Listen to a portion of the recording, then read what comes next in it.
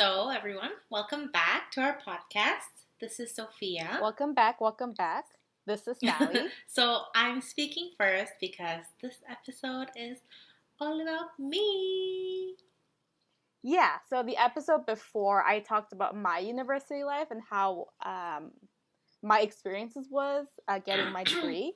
So today we'd focus on kind of Sophia's experience on getting her degree as well. So you get kind of both sides of our story. So, mine will be mostly focused in Swiss, just because that's actually our mom said she wanted to know about Swiss because she wasn't there. And so she wanted to know what it was like. So I said I would talk about it. So that's why we decided to film this episode and Sally's episode about US. So, yeah. I'm just trying to think. Well, I have some questions that maybe will help trigger your thoughts. Okay, fine. Go ahead. So the first question I wrote was, how was your experience actually just traveling to Switzerland? Because mine was, we landing in a cornfield. So I'm pretty sure yours is very different. Mine's really different, but as hectic. So, okay. Yeah. I'm going to have to embarrass you a tiny bit like I always do, but bear with me. So, when I was leaving to go to Swiss, we were me, Sally, and Mom. So Mom was driving us to the airport. Oh, I know what you're gonna say. I know what you're gonna say. So, fact is, when I was in high school, like before I left for Swiss, me and Sally did not get along at all. I hated Sophia. We would be constantly trying to rip each other's throats out, like every single day. Yeah, like we constantly argued and we like never ran in the same social circles like ever before. No, we were completely different. Like the people that we hung out with, like how we studied, our life, like social life, everything. It was just completely different and we did not get along at all. And I'm sure my mom probably thought like, oh my God, like I will seriously like need to give up on these two ever getting along. Because we never ever got along. No. Never. And then, so before I left for Swiss, I wrote a letter. And then at the airport, I think I gave it to Sally at the airport. I can't remember. I think But at the airport, like, I was crying. Mom was crying. Everyone Sally was dying. Like, Sally was because I think that's when it hit me where I'm going to be alone. You know? Like, even though I didn't like you, but I probably still appreciated your presence around. I have such a presence. And I think that's, yeah. But I think that's when it clicked that I wouldn't see you for, like, a really long time. Yeah, that's true. So, by then, I think after I left, so all of us were bawling our eyes out, like eyes, nose, everywhere, had liquid flowing out. So we went there, and I have to say, flying to Switzerland was a very hectic experience. Because first of all, my eyes are as big as golf balls because I've cried literally the whole way through. So I did not look like my picture whatsoever on my passport. Very accurate. And then the first time I went to Swiss, I took Turkey Airlines. So I had to lay over in Turkey. It's Istanbul. And that airport, like, maybe because I've just never experienced that kind of airport, but that airport is crazy. Like, so... Like, as in, like, it's big or it's, like, chaotic? It's chaotic because I'm not sure if there are other airports like this. I'm not sure. So, the gates aren't assigned. Like, normally in Korea or Canada, when you get a ticket, it tells you this gate number, like, at this time you have to be there by. But in Istanbul, there's a really big TV kind of screen in the airport. And about an hour before, like an hour and a half before your flight, then they'll tell you gate number here, which part of airport. So if you're... So you don't even have the stress-free, duty-free shopping. No, I cannot even stress-free. I was literally staring at the screen for 30 minutes trying to find my... Because it's not just one flight. It's the entire airport flight list in that time. And it's like crazy. So I'm just like nervous. I was like 18 maybe. So I'm like this 18-year-old girl who's flying, right? And it's like trying to find my ticket. But then the problem is, so if your gate number pops up, it might be at the opposite side of the airport and you have to like run. Like start to run to your gate. Yeah. And sometimes in the middle they'll say gate change and it'll be like, "Oh!" and then you have to run like an opposite direction. The first year I went to Swiss, so the first year is when you get to the airport, there's like our school booth, and then they like have a van, like the bus that will like drop you off at the school. So first year's okay. That's when a lot of first years meet other first years and like they get to know each other, stuff like that. So that's all right. And I'm always like this little weirdo Asian because I'm Korean, but then I speak English, but then I can speak Chinese. So people look at me like I'm Mike Wazowski with like that one eyeball. They're like, that girl's weird. Yeah, because, well, everyone thinks I'm weird, general, because I say, they're like, where are you from? I'm like, oh, I'm from Korea. But then my English does not sound like I'm from Korea, right? But then because I can speak Chinese and I can talk to like people who speak Mandarin more as well, then they're like, oh, how can you speak Mandarin? And then I have to go through my life story of how I went to China and went to school and I can speak Mandarin, you know? And it's like a story that I have to repeat with every single Chinese person I meet. And that's what actually, when I went to school, that's what my husband Harley, he also thought like it was so weird because when we wear our uniforms, because I'm in hospitality school, we have our name and then our nationality on our uniform badge, like our name tag badge. Oh, And then he's like, that girl has a Korean flag, but she's speaking Mandarin and English. Like, she's like, I don't understand what's wrong with her. Like, you know, that's what he thought. And at first he told me. But then also, so people do get confused. Also, to be fair, when we used to study in China, because everyone that we knew spoke English and Chinese, we never thought we were weird, you know? It wasn't until we went back to Canada and then people looked at us strangely and I was like, "Oh, maybe this is weird." Because I was with so many people who could do exactly the same that I could, that I never thought that was like a minority kind of thing. So I'm trying to think of the classes that I first took. To be fair... Yeah, because I was basically going to say, what is your degree in specifically and how your classes were like? Because I only know how my classes were like being a scientific field. So I don't know how your class, like what you even learned. To be fair, like to everyone, my first year is like 8 years ago. So I'm like really trying to dig through the back of my brain. But it's not like Sally where she had to schedule her classes because we have a set major and the school is for a particular major. Our classes are set, like what we learn first year, second year, third year, fourth year. And my bachelor is in international hospitality management. So it's not just hotels. I can do like tourism. I can go into marketing. I can go into HR. It's a quite broad major where it's quite versatile. So it doesn't necessarily have to be a hotel or a restaurant. Anything within hospitality and tourism industry, but even back office like marketing, PR, HR, that's still applicable with my major because we learn communications, we learn marketing, we learn sales, we do all of that. So in first year in general, it splits into kind of 2 different semesters where it goes theory and practical.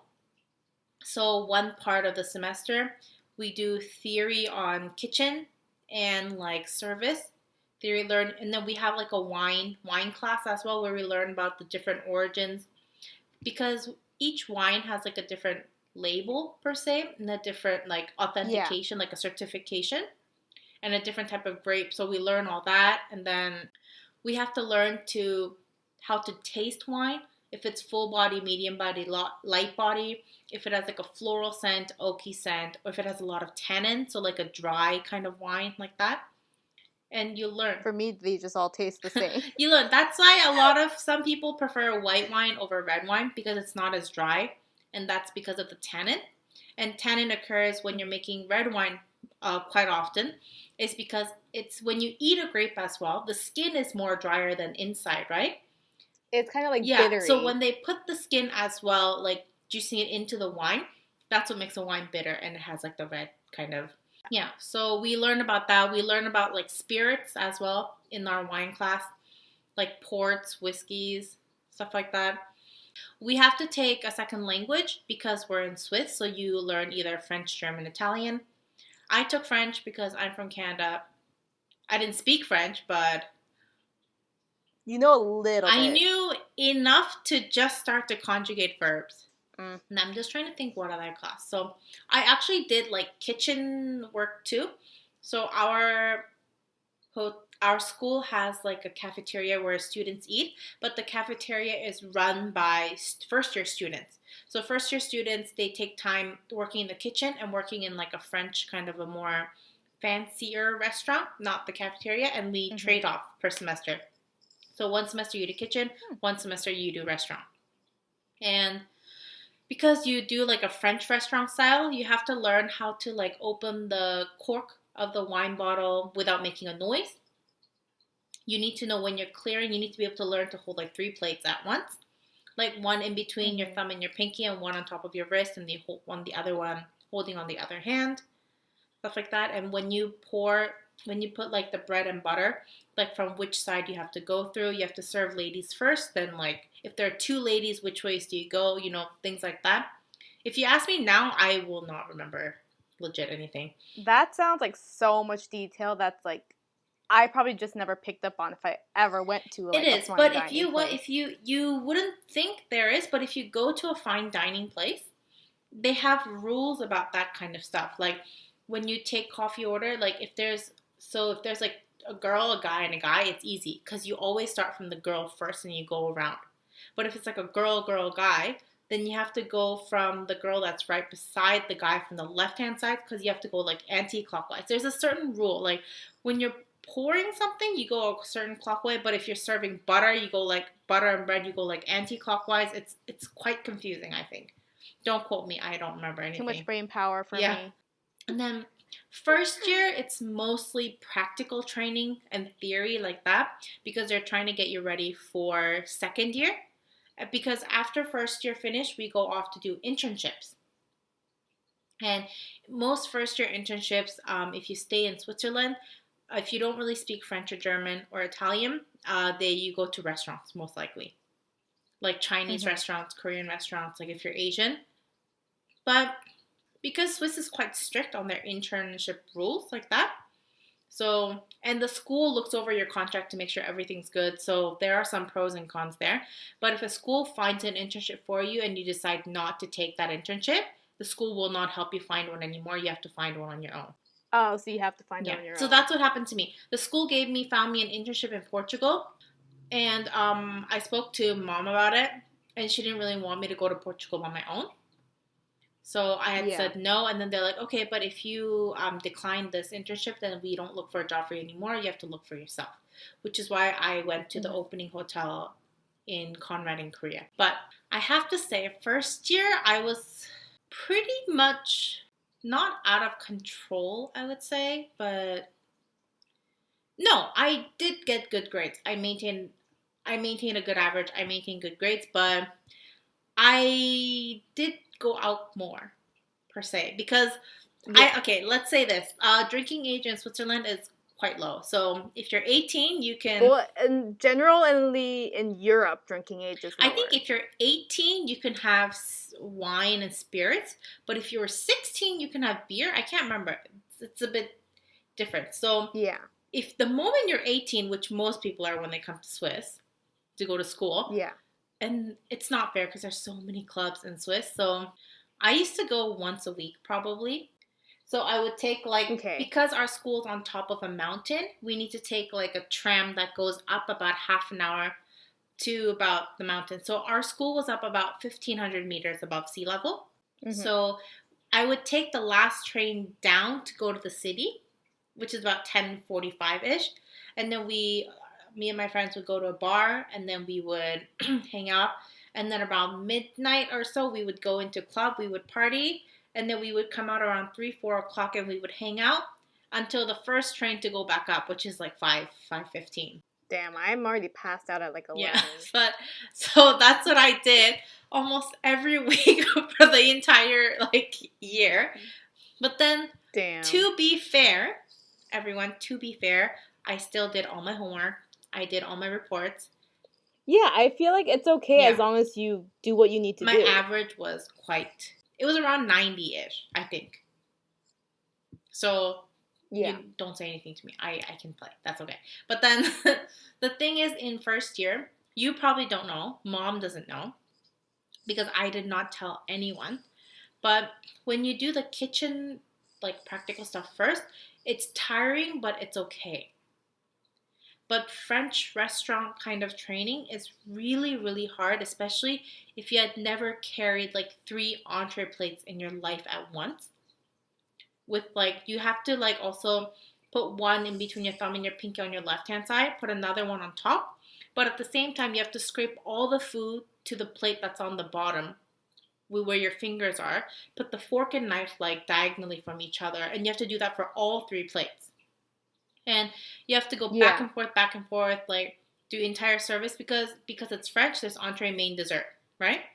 And then you clean the restaurant. So by the time you finish dinner service, it's like almost 10, 11 p.m. But you still have classes at 8 o'clock the next day. Yeah. So I think the first week of my training at that restaurant, I cried quite a lot. And I was like looking, trying to find schools that I could transfer to. Not in Swiss, but like going back to Canada and stuff like that because I didn't think I could stay here. Because it's not just physically tired, but like it's just hard on my body. Like I probably did not realize that when you do hospitality, you need to go through all of these training. And to be fair, when I was looking for schools in Canada, I did get into other schools as well. Like, but then I chose to come to Swiss. And when I came, the first like couple months were okay. But after like the second couple months, I was starting to kind of go downhill. And I was like really stressed out and stuff like that. In the end, I eventually just stick it out and get used to it at the end. But there was that period when I dipped completely and I just did not care at all. Like, I just did not want to be at this school anymore. Which is why when kids fail the first year of school, because they have to do that whole, like, practical again, a lot of people don't come back. So they just drop out. So they just drop out or go to another school or something like that. So from first year to second year, people drop out. And from second year to third year, not as many people drop out. But it gets harder. Like, because the classes also are more harder. Because especially in first year, because you're trying to do practical and theory at the same time. In like the first 6-7 months, we cram like 12 subjects in. So for your mind, it's tiring. And I feel bad for students that came without speaking much English. Because there's so many reports and presentations that you have to do. You really, really have to try if you want to go through. And, like, there's obviously jargon for each, like, field, too. So there's lots of terminology that you have to know for your degree that I probably don't know. Yeah, so, and also, you know how each, like, teacher has, like, their own style? So you need to, like, so after you write your first report, you generally know how the teacher grades and what kind of things that they want and don't want. So that's what we like had to like go through as well, especially for presentations. Because some teachers want like just 1-2 words on presentations and you speak everything. But some teachers want you to write like sentences in your presentation so they can see what you're talking about, you know? Because every teacher is completely different. Yeah. And then, so my first year was just up and down, up and down, up and down, up and down like that. And then I went through. My first internship in Korea was probably the most difficult internship I had. Not because the work was hard, because I worked in a 5-star hotel in a buffet. Like, it's hard. But then that's not the only difficult part. I've never worked in a complete Asian hierarchy. So people who are from Asia, they know hierarchy it's very hard in Asia, and it's like it's very concrete. I'm just trying to, I don't know if you know, but there is something called Hofstede's cultural dimension. And it's Mm-hmm. like this thing. Let me see if I can find it. Hofstede has this culture. Let me just write it. So instead of writing a dissertation, I wrote like an integrated business plan. But the Hofstede cultural dimension is within that. So Hofstede's cultural dimension is a cross-cultural comparison. It's a cross-cultural comparison where like you can Mm-hmm. see the difference and compare between each culture. So they have something Yeah. called power distance, collectivism versus individualism, uncertainty avoidance index, femininity versus masculinity, short term versus long term orientation, restraint versus indulgence. So I didn't understand any of those words. that's like the five categories that it goes through. Um, so Yeah. power distance, it shows the degree to which the less powerful members of a society accept and expect that power is distributed unequally. So Mm-hmm. the higher you're on the spectrum of the power distance, it shows that you accept that there's a very big difference of power Yeah. within the culture, and that is cultural norm for you to accept it. So if Yeah. you think about it, Asian cultures tend to have a more higher power distance because Mm-hmm. we have the hierarchy of work as well as hierarchy within family from parents to children like that. Whereas Yeah. westernized cultures, they're more on the lower side of power distance where they think of themselves, there is power, but it's not as distributed unequally amongst people as it is. So countries where there's low power distance, they try to equalize the distribution of power, and they want a justification of why power is spread equally. So it's like a little lesson here that we're going through. So if you're really curious, you guys can look that up. But that's the most reason why that I was kind of not used to working in Korea. But in the end, everyone was really nice. Like they tried to understand that I've never lived in Korea. I haven't grown up. I'm not like, and I'm trying to get used to the system there, which is why most of the people were understanding. And also because most of the people working there were like 10 years older than me. They just looked at me like I was like this little intern, basically. After that, my life in school was more sailing. Only in first year I went clubbing so much. In second year, I think just once or twice I went and I haven't gone. I didn't really have much time to go because we had more Yeah, theory. that's We had probably more why. classes where I had to do much more longer reports and like do presentations and things like that. So second, third year was basically just school, school, school, school, school. I was like, of course, I was procrastinating. I'm not saying that I wasn't procrastinating, but but I did put more focus into work, which is why like I don't really, like go clubbing as much, drinking as much. I can't really drink a lot anyways. I'm not like a like very good at alcohol. High Yeah, I'm tolerance. not high tolerance at all. I think I've only gotten really drunk like twice in my entire life. That's not bad at all. No, and they were in separate years, not in the same year twice. No. Separate times. But yeah, but I just had one more question yeah, what was it? because we're close to time. It's what was it like living in Europe? Like the time stores opened and closed? Because Oh, I think that's also very culturally oh different than what we're used to. my gosh. Oh my gosh, if I talk about this, it's gonna be. I just remember how insanely expensive McDonald's was when you told me. To be fair, the minimum wage in Swiss is high. It's quite high. Even for interns, you can live off if you like live with roommates and stuff. You can live off an intern like minimum wage salary. Oh, by the way, in Switzerland, there is no KFC. There is no Domino's or Pizza Hut. Oh, I like Domino's. They have a McDonald's. McDonald's is very expensive, and by the way, in Europe they don't give sauce for French fries. You have to pay that separately extra. That's And stupid. in Europe, most people have French fries with mayonnaise, not ketchup. They have like a there's like a sauce, like a special sauce packet for French fries. But the reason is because pizza restaurants, like if you go to any like Italian restaurant that sells pizza, the pizza is bomb. But I mean, it's good. Yeah. And there's a lot of Chinese restaurants, a lot of like a bit of Japanese restaurants, and then pizza. Yeah, Italian restaurants where they sell like pasta pizza.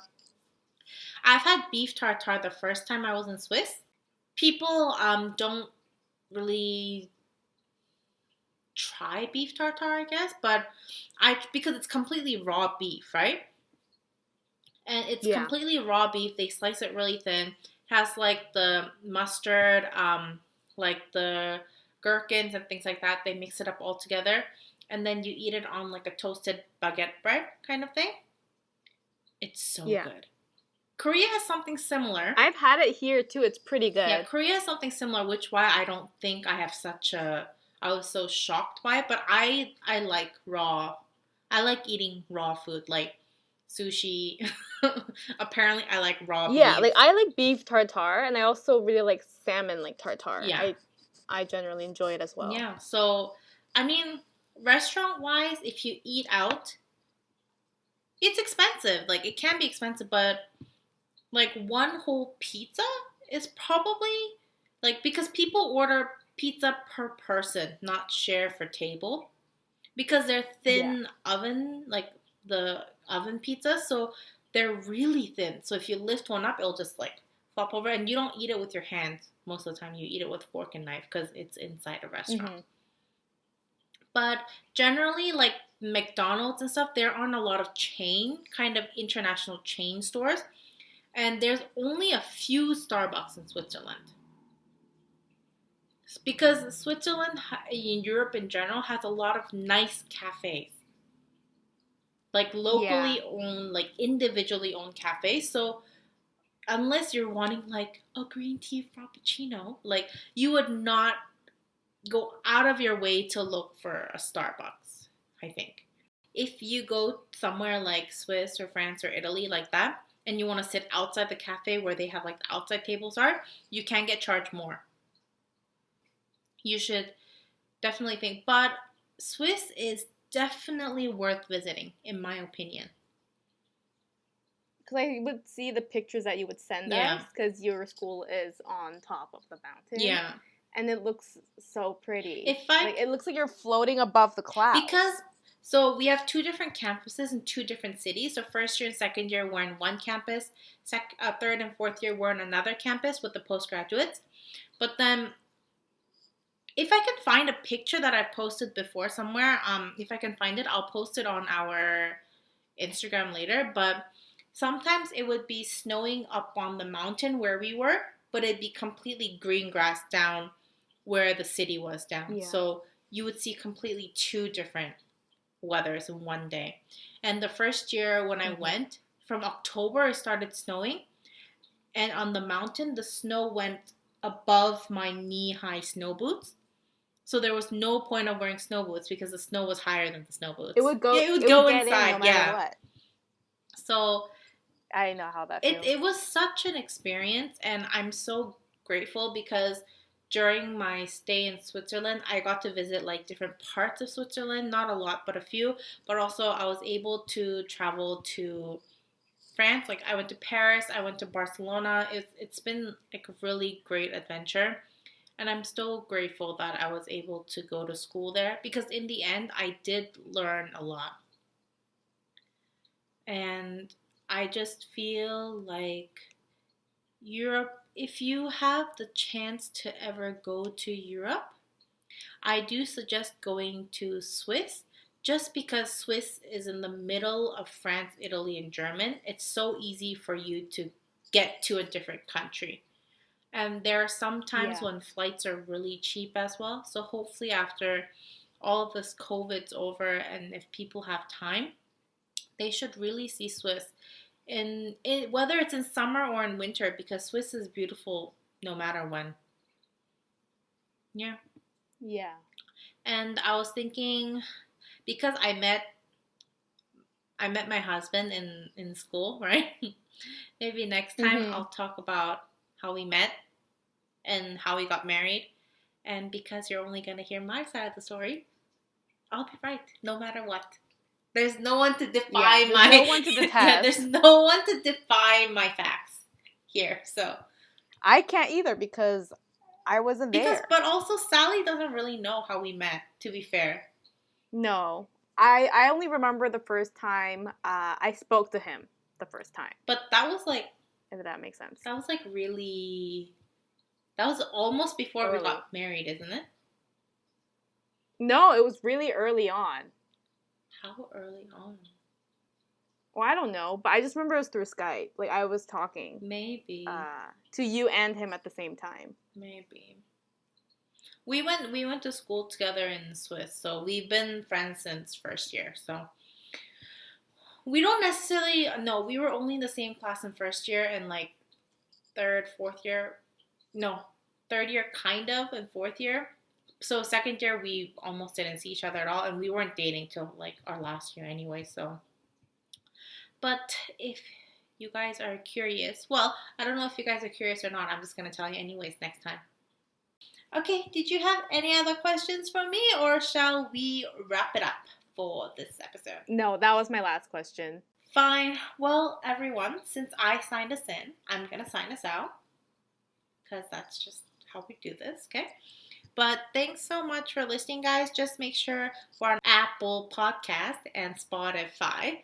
So please go give us a listen, give us a rating, follow us, follow our Instagram at the Mixing Cultures Podcast, and just make sure you go through. I'm going to try to post way more often there. Sally should post more often there as well, not just leave it to me.